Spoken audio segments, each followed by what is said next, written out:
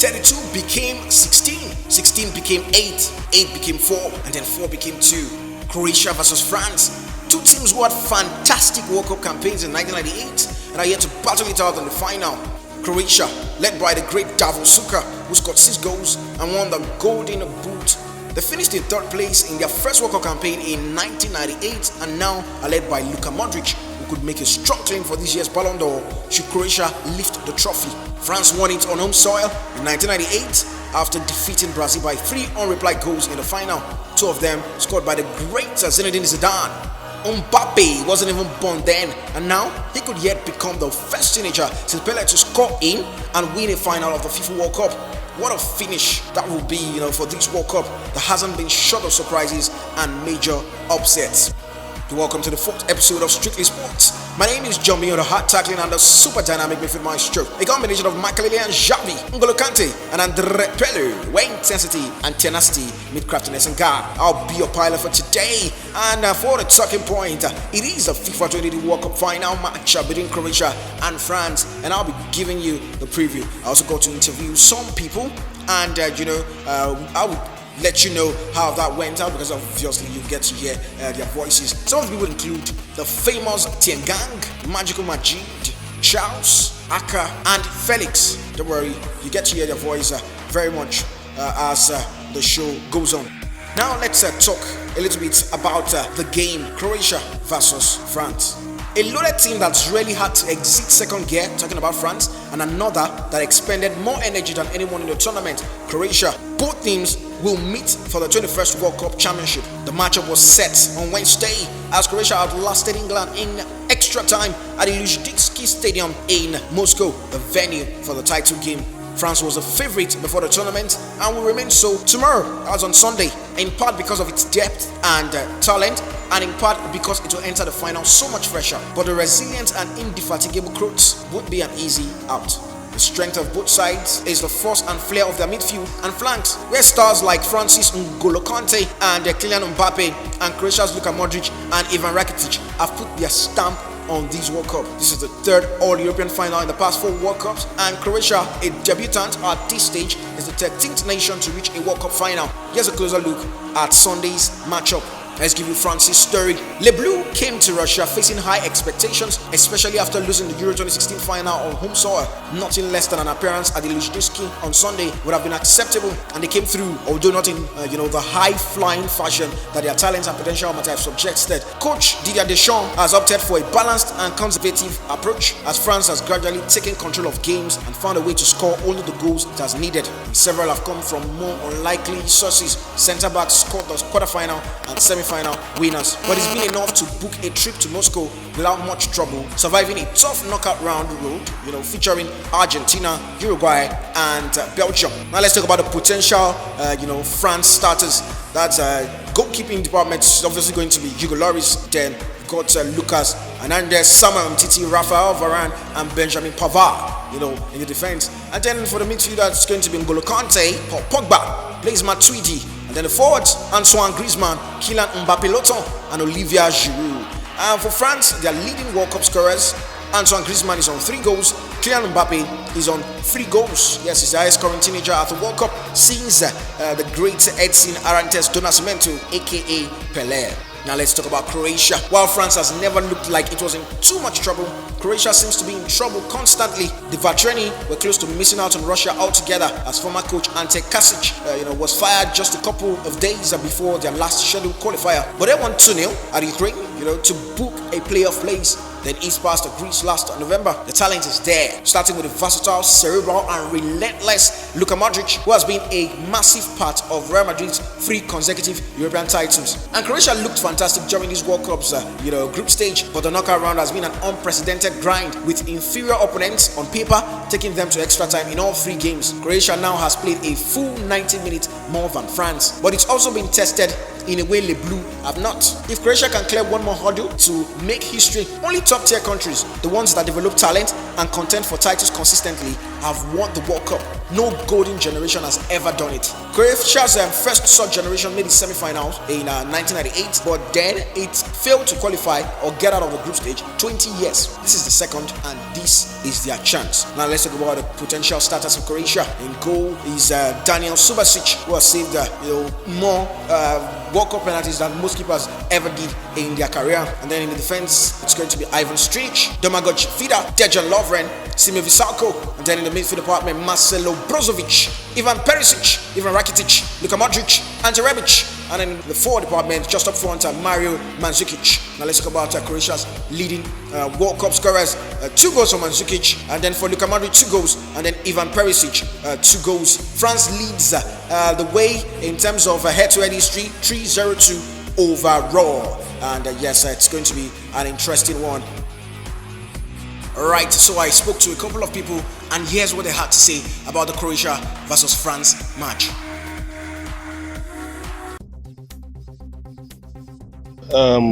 Okay, my name is Gang.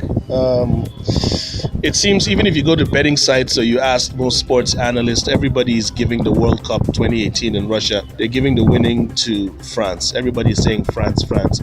But I like to go with the underdog. Croatia have been impressive after what they did to the Super Eagles, to Argentina, and after changing 9 men on their Iceland game and still winning it, I'll say Croatia have been formidable. Unfortunately for them, they've shown skill but have not been able to win a lot of their matches under 90 minutes and have had to go to penalties or extra time. People talk about the skill of France and all the things they have. I say stuff like England had the same skill, had the same experience, and they came up against a formidable Croatia, and how did that end?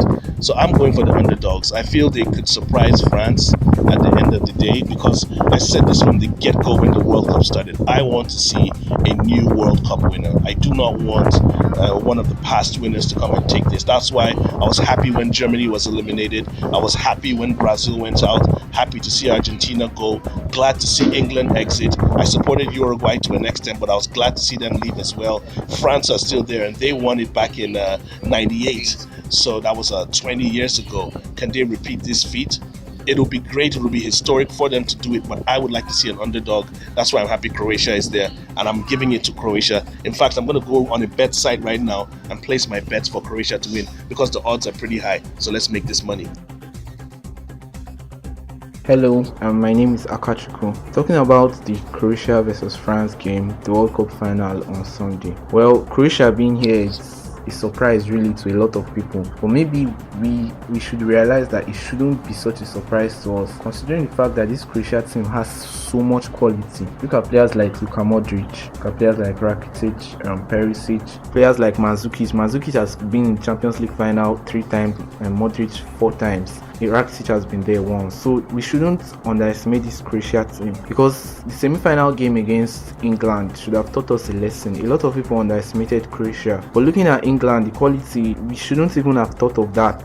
And now against France, a lot of people are already saying, okay, France are already going to win the game. Croatia are huge underdogs, which I don't think they should be. Okay, it's also a given that this French team are a very, very quality team, and to be fair to France, they haven't overachieved by being here. While we can say Croatia have overachieved, nobody expected them to be here, but France should be here. So I think in a way the pressure is going to be on France. We can't really predict, but it should be a great game to see. The likes of Mbappe, Griezmann, Pogba, this is the perfect platform for them to perform. And then once again, Croatia will most likely rely on the brilliance of Modric, Rakitic in the center of midfield. Well, it should be a great game. We look forward to it. Hey guys, I go by the name Majid, Magical Majid. My verdict for the final match between France and Croatia is really going to be intense in Moscow. A lot of tempers will be flared, but not to worry. I will still give France, because I feel France are a top team, a better team to actually outclass Croatia. Croatia have the players, yes. They knocked out a lot of teams. England, I was happy England went out, because the social media in England is really, really crazy. But don't forget, France are a top team. They have top players in the midfield. They have N'Golo Kante. In the forward zone, they have Kylian Mbappe that's doing wonderfully for himself. Well, I give France to win this 2-0, the final match. Thanks. This is Felix, aka Borch. Here is my take on Croatia versus France in the upcoming World Cup finals. It's going to be a close call. It's going to be a tough one between the French and the Croatians. But all in all, I think France is going to win it come the full time or the added extra time, in whichever way it goes. Croatia will be going to the game with a few tired legs, like the likes of Luka Modric and Mandzukic. And I think that's going to cost them. The problem I think Croatia will going to be facing is the speed behind. The likes of Vida and Lovren are not that too speedy, and you've got the likes of France, who've got speedy players like Kylian Mbappe and Antoine Griezmann. I think that will be the turning point in that game. But generally, they've produced a very fine performance. They are good passing and technical sound side, being the Croatians. I think that will help them in the game too. But if France should let down the guard, Croatia will certainly stun them. But all in all, it will be a close call. I think it goes to the penalties, or maybe France is going to just win marginally. This is my take on Croatia versus France. Hello everyone, this is Charles with you.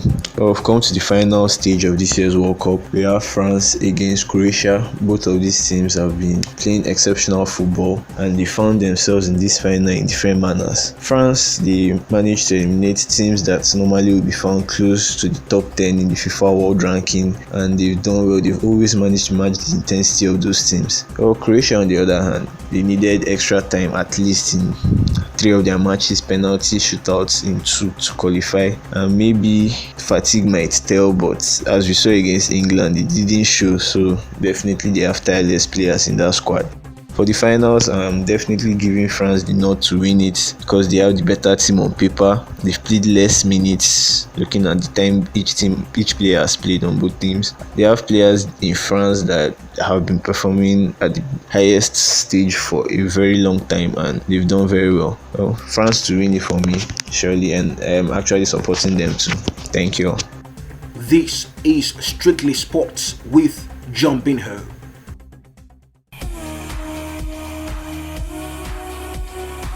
Alright, this is why I call it wraps on another wonderful episode of Strictly Sports. Thanks for joining me on this fantastic sports ride. Jamil is my name, and I'm the super dynamic midfield maestro. Don't forget to spread kindness around wherever you find yourself. Bye for now.